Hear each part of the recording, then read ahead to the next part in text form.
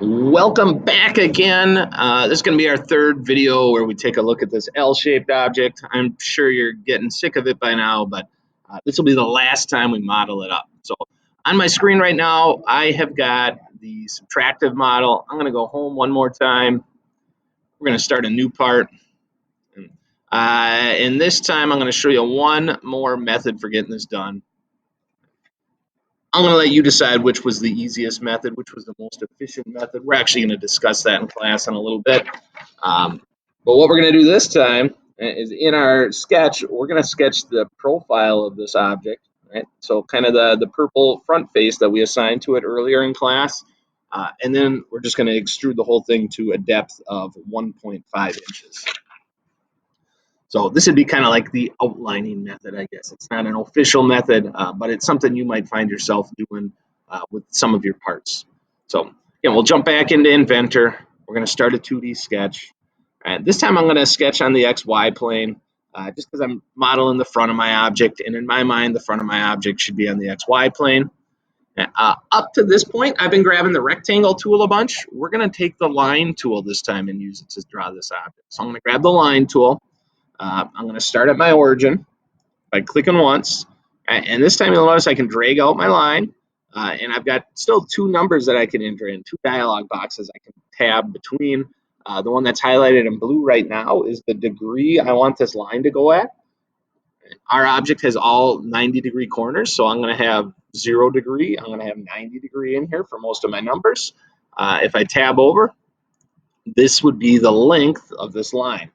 And so I'm drawing the bottom of the L right now, and that's 1.5 inches long. So I'm going to go 1.5. I'm already at 0 degrees, so I'm going to hit enter. And now my line is longer than my screen, so I'm going to do the zoom all. I'm actually going to zoom out. Maybe I'll use my mouse. And now I'm still connected to the end point of this line, so I'm going to drag my mouse up. It's snapped to a 90-degree angle for me. So I can just type in the length I want this next section to be, which is 0.5.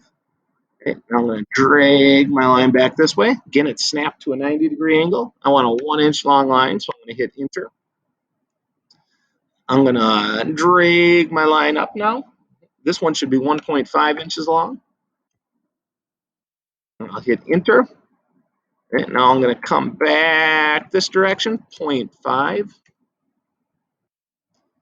And then my last line, I don't need to necessarily use the dialog box. I should be able to just drag my mouse down. Excuse me. There we go. Pardon me, folks.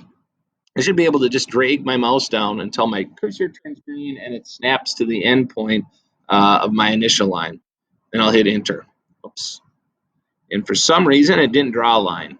Let me try this again. We're going to come down. This time, instead of hitting enter, I'm going to click on it with my mouse.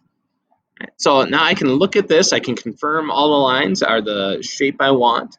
You can see, whoops, that when I was looking at that, there was even some perpendicular geometric symbols in here to tell me these are meeting up at 90-degree angles. So everything looks right. I don't think I need to go back and edit any dimensions. So I'm going to say finish sketch. And then I'm going to extrude. If I look at my sheet of paper, this object's supposed to be 1.5 inches thick.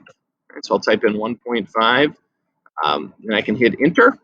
Right, and there, I've got my L-shaped part drawn up. And again, if I come over to my model bar and I hover over it, I can tell the difference between this, my additive and subtractive part, because it's all drawn with one extrusion on my model bar. So we're going to save this one. We'll call this one number 1 outline.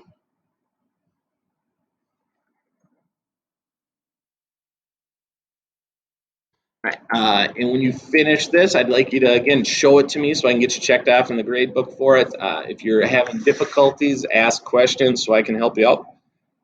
And then we'll continue on to some future tutorial videos here in a little bit. Thanks a bunch.